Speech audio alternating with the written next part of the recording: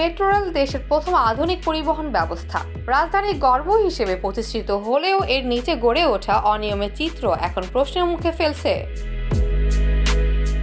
সচিবালয় স্টেশনের নিচে ভাসমান মানুষের অবস্থান এবং পিলারগুলোতে পোস্টার লাগানোর বিষয়টি নিয়ে উদ্বেগ প্রকাশ করেছেন যাত্রীরা।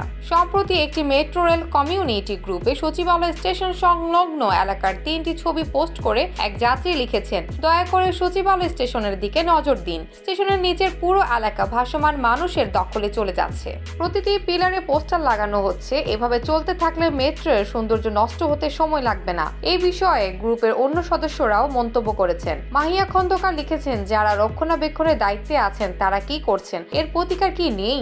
মহিম উদ্দিন লিখেছেন, উপর মহলের কর্মকর্তাদের লজ্জা করা উচিত।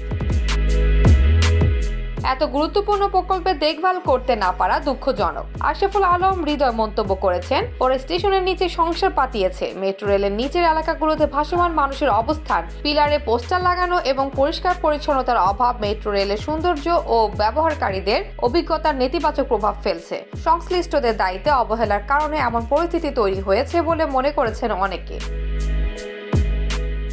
ঢাকা মাস ট্রানজিট কোম্পানি লিমিটেডের DMTCL উচিত দ্রুত এই সমস্যার সমাধান করা। স্টেশন এলাকা নিয়মিত পর্যবেক্ষণ ও রক্ষণাবেক্ষণের জন্য আলাদা টিম গঠন করার পাশাপাশি সচেতনতা বাড়ানোর উদ্যোগ নেওয়া প্রয়োজন।